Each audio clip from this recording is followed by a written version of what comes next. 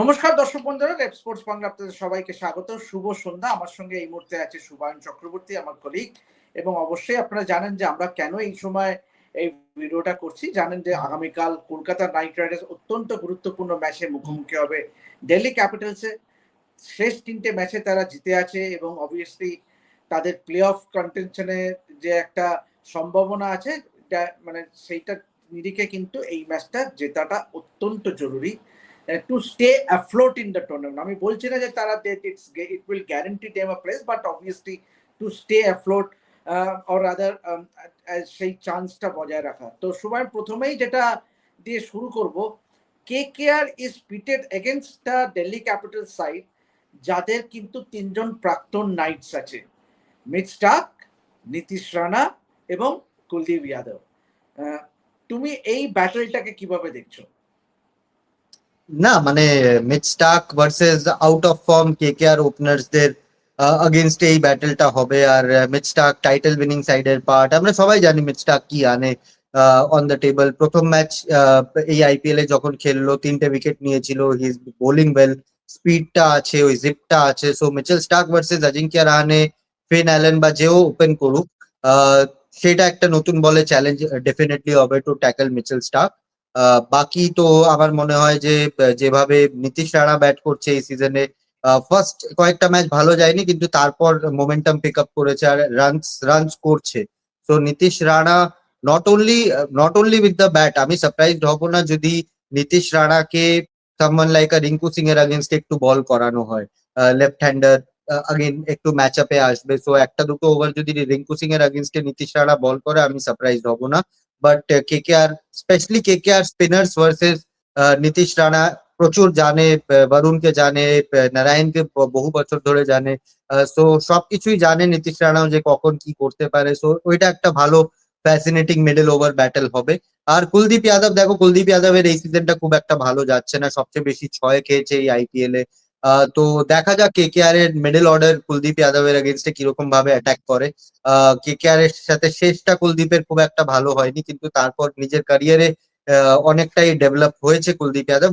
But এই আইপিএলটা কুলদীপ যাদবের খুব একটা ভালো যাচ্ছে না। So Kuldeep Yadav versus middle order batters কিভাবে টেক অন করে, এখন অব্দি আমরা দেখেছি বাকি বাকি অন্য টিমেরা কুলদীপকে অ্যাটাক করেছে। কেকেআর কি সেটা করবে কি করবে না সেটা দেখার জন্য কালকের ওয়েট করতে হবে।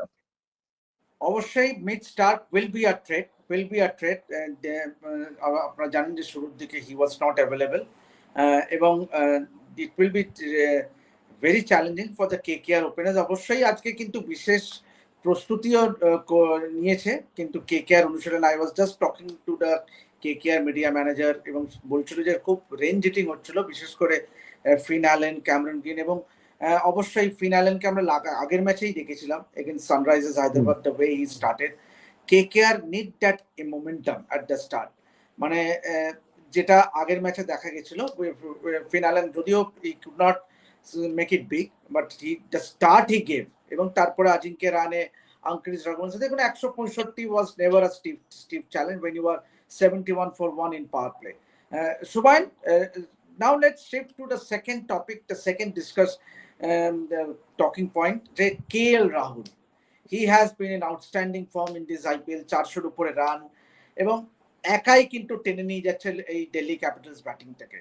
তো against an inexperience bowling attack, inexperience আমি এই কারণেই বলছি যে বৈভব অরোরা, কার্তিক ত্যাগী, they are both obviously in the context of say Jasprit Bumrah বা ভুবনেশ্বর কুমার or others, সেই দিক থেকে এই চ্যালেঞ্জটাকে কিভাবে দেখছো? ইয়েস, কেকেআর, আমরা মথিসা পাতেরানার প্রসঙ্গে শেষের দিকে আসবো, কিন্তু এই মুহূর্তে এই দুজন বোলার কে কিভাবে দেখছো? কেননা পাওয়ার প্লেতে KL রাহুলকে এগেনস্টে কি প্লয় হওয়া উচিত কেকেআর এর? Obviously Sunil Narayan, we expect him to bowl a couple of overs, কিন্তু কি স্ট্র্যাটেজি নেওয়া উচিত কেকেআর এর? যত তাড়াতাড়ি আউট করতে পারো তত তাড়াতাড়ি ভালো কেএল রাহুলের জন্য। Are not only KL Rahul, আমরা এই আইপিএল এ দেখেছি যে প্রথম নিশাঙ্কাও অনেক স্টার্ট দিয়েছে, ছোট ছোট স্টার্ট দিল্লি ক্যাপিটালস কে প্রথম নিশাঙ্কা আর কেএল রাহুল মিলে দিয়েছে। ইয়েস, কেএল রাহুল ওই ব্যাটিং ইউনিটে আউটস্ট্যান্ডিং একটা প্লেয়ার আর ভালো ফর্মে আছে। এই বছর আমরা স্ট্রাইক রেটও দেখছি যে অ্যারাউন্ড 170-180 তে ব্যাট করছে, তো সেটাও একটা হাই হাই গেছে কেএল এর। No doubt world class batter, এটা নিয়ে তো কোনো ডাউটই নাই কেএল এর। কিন্তু আগেন যেটা তুমি বললে যে expect Sunil Narine to bowl a couple of overs in the power play, যেহেতু কেএল রাহুলের উইকেটটা খুব ইম্পর্টেন্ট হবে। আর এই মুহূর্তে না বৈভব অরোরা, না কার্তিক ত্যাগী, না অন্য কোনো ক্যামেরন গ্রিনকেও নতুন বলে বল করতে দেখেছি আমরা, কিন্তু কেউ তেমন ভাবে উইকেট নিচ্ছে না। একটা দুটো ম্যাচে হচ্ছে, বাট কনসিস্টেন্টলি ওই উইকেটটা আসছে না। আর আর again someone like a KL Rahul, তুমি চাইবে যে ওই উইকেটটা যত তাড়াতাড়ি আসুক তত ভালো, না হলে একবার যদি সেটেল হয়ে যায় তাহলে খুবই একটা ডেঞ্জারাস ব্যাটার। তো সুনীল নারায়ণ কে যদি পাওয়ার প্লেতে বোলিং করায় আমিও সারপ্রাইজড হব না, দেবাশিতা। Yeah. Shubhain, let's now shift our focus to the third talking point কালকের ম্যাচে, সেটা হলো যে কেকেআর এর two spin duo Sunil Narine এবং বরুণ চক্রবর্তী, যদিও অনুকূল রয়ও হ্যাজ ডান ওয়েল, কিন্তু এই দুজন মানে certainly you see the transformation in the Knight Riders side after, মানে প্রথম 5টা ম্যাচে কিছুই হচ্ছিল না Knight Riders, things were not going for them, এবং 4টে ম্যাচে হার, একটা ম্যাচে কোনো রকমে দিল্লি পাঞ্জাবের বিরুদ্ধে ওয়াশ আউট হয়ে গেছিল। কিন্তু তারপরে দ্য মোমেন্ট সুনীল নারিন এবং Varun Chakravarthy started firing, things have all মানে suddenly started to looking very good. তো এই দুজনকে কিভাবে দেখছো এগেইনস্ট দিল্লি ক্যাপিটালস তো কালকে ম্যাচে?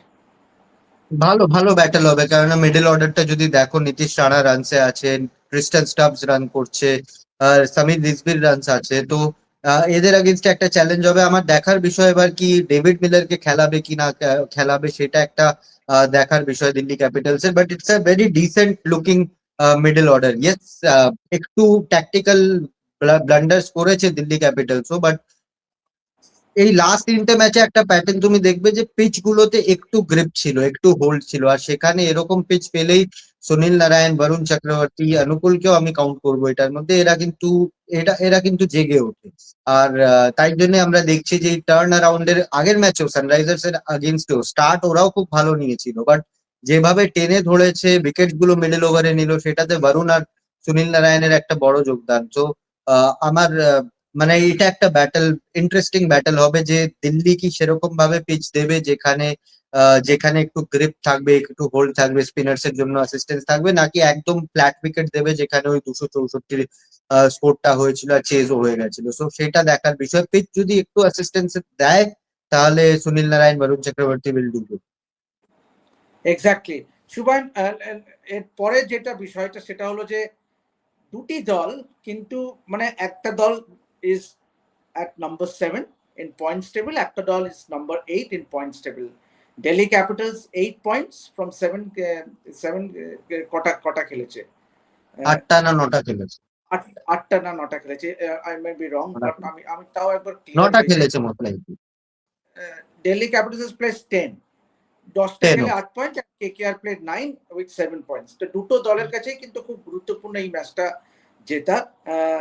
সেই নিরিখে তুমি কিভাবে দেখছো এই ম্যাচটা? এবং আজকে কিন্তু প্রি ম্যাচ প্রেস কনফারেন্সে ডোয়েন ব্রাভো এসেছিল, এবং ডোয়েন ব্রাভো কিন্তু যেটা বলে যে তারা কিন্তু একটা বার্তা দিয়েছে পরিষ্কার, এন্টায়ার টিম, যে every game is their last game. তো that's a very big statement.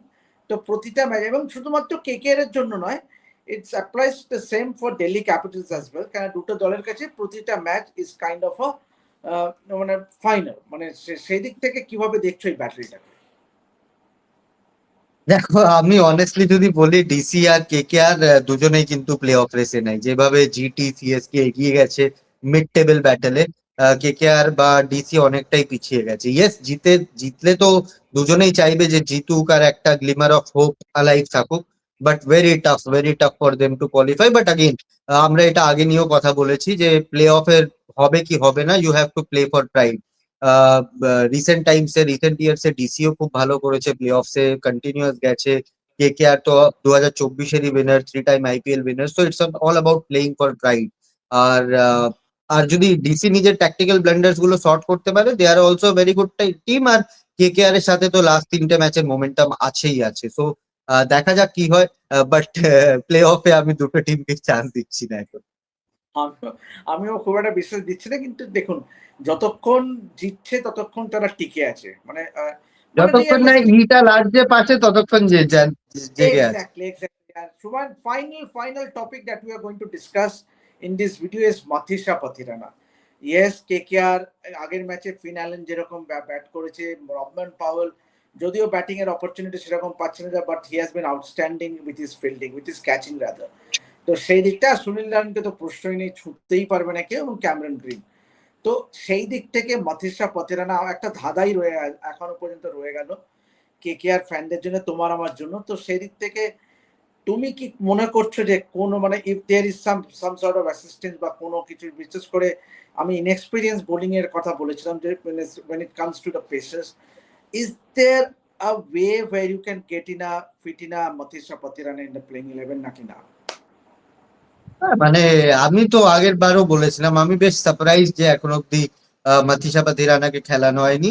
আমি প্লেয়ারের কোয়ালিটি, প্লেয়ারের ক্যালিবারের উপর যাচ্ছি না, জাস্ট বিকজ তোমরা 18 কোটি টাকা ওর পেছনে খরচা করেছিলে আর তারপর খেলাচ্ছ না, দ্যাট মিনস প্ল্যানিং এর মধ্যে কিছু আছে গন্ডগোল, বা এক্সিকিউশনে কিছু গন্ডগোল আছে, যে কিনে তো ফেলেছো কিন্তু কেনার পর ইউজ করতে পারছো না। মানে আমি যদি এখন 4টে ফোন কিনে বসি তাহলে আমার 2টো ফোন এটলিস্ট ওয়েস্ট যাবে, যে কারণে আমার ইউজ কেস কিছু নাই ওই ফোনে। তো তুমি কি ওই 2টো জিনিস এক্সট্রা কিনে ফেলেছো অপশন টেবিলে, যেটাকে তোমার ইউজ করার কোনো তুমি উপায় খুঁজে পাচ্ছ না, সেটাই আমার দেখার বিষয়। আদারওয়াইজ যখন অপশন হয়েছিল আমি ভেবেছিলাম যে Sunil Narayan number 1, Cameron Green আর মাথিসা পাথিরানা এরা তিনজনে তো শর্ট থাকবেই, plus one of the openers between Finn Allen and Tim Seifert, বা যদি সুনীল নারায়ণকে দিয়ে ওপেন করাতো তাহলে Rovman Powell would have been a surety, but এখন আমরা দেখছি যে এরা ব্যাটিং এর উপর বেশি ওয়েটেজ দিচ্ছে আর বোলিং কে বলেছে যে ঠিক আছে না চললেও খুব একটা ওই না, আমরা ব্যাটে ম্যাচ জিতবো। So দেখা যাক খেলায় কি না খেলায়, বাট আমি এখন অব্দি সারপ্রাইজ যে এখন অব্দি খেলানো হয়। So that brings end to our discussion. আমরাও আশা করব যে মাথিসা পাথিরানা খেলবে কি খেলবে না সময়ের উপর, but what is important for KKR is to keep winning the matches, কেননা 3টে ম্যাচ পরপর টানা জিতেছে এবং obviously hopefully they go on to win the 4th match, এবং তাহলে কিন্তু প্রবলভাবেই কিন্তু তারা টিকে থাকবে। আমি বলছি না যে they will be guaranteed a place in the play off, but play অফের লড়াইয়ে টিকে থাকবে। তো অসংখ্য ধন্যবাদ সুবান, এবং এভাবেই দেখতে থাকুন রেড স্পোর্টস বাংলা। এবং খেলাধুলার অবশ্যই রাহুল এই মুহূর্তে আপনারা জানেন যে গোয়াতে আছে, Mohun Bagan will take on FC Goa in a very important clash on Saturday ISL এ। East Bengal is very much in the fray, East বেঙ্গলের ম্যাচ আছে কিন্তু পাঞ্জাব এফসির সঙ্গে। সবকিছু ফুটবলের খবর এবং IPL এর খবর KKR নিয়ে সবকিছুই জানার জন্য অবশ্যই আমাদের চ্যানেলের সঙ্গে থাকুন, এবং সাবস্ক্রাইব করতে ভুলবেন না রেড স্পোর্টস বাংলা, এবং please click on the notification bell to get all the updates of our latest videos. Until then, Shubhayan অসংখ্য ধন্যবাদ, এবং সবাইকে শুভরাত্রি, এবং অবশ্যই দেখতে থাকুন রেড স্পোর্টস বাংলা। দেখা হবে পরবর্তী ভিডিওতে।